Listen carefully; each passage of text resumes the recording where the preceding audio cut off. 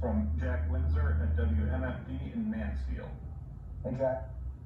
Hi, Governor. This question comes from one of our viewers who's a parent.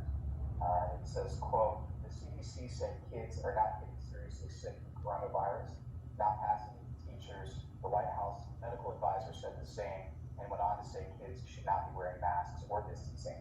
These are experts, yet we are putting a lot on our kids to handle tough emotions, educational handicaps, and then making them feel responsible for the health of their teachers and other adults.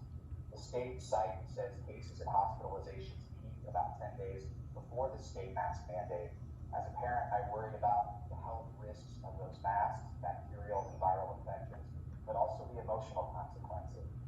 The question, Governor, is why are we putting the health of adults on our kids instead of letting the parents and grandparents take ultimate responsibility? And will our kids ever be without masks in schools? Thank you. Well, let's talk a little bit about that. The science on masks, I think, is overwhelming. We've had a number of experts who have talked at our press conferences, but you don't have to look at our press conferences. You can look at, any number of places where experts have said, the importance of masks. Masks are very, very, very important. When we got ready to put our final order on in regard to schools, I had on the phone, I've told this story before, but we had on the phone people from children's hospitals all over the state of Ohio. What was their recommendation? Their recommendation was a very firm, every child, K through 12, should have a mask on. That is what the experts have said. Is there some outlier out there? Well, maybe there is, but the jury's back.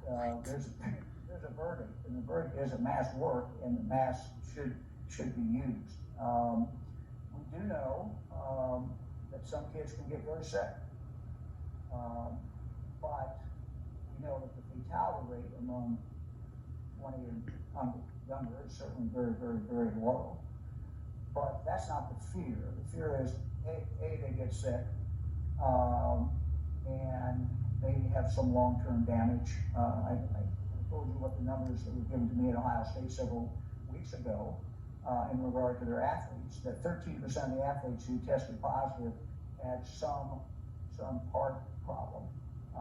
It was mild. They said in every case it was mild, but 13%. And so that's why the recommendation was, when somebody gets off, is recovering from COVID, you think they're recovered, they need to be checked out by a doctor before doing strenuous exercise.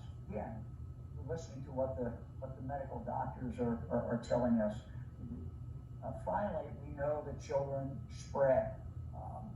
And the real concern for the community is a young person gets it, they take it back home, there's a grandparent there, there's someone in the home who has a sibling, someone who has a medical problem, and then that person gets it, and then we have all the consequences of that. So we're going to continue to look at the medical science, listen to the medical community, listen to our doctors, and try to make our judgments based upon that.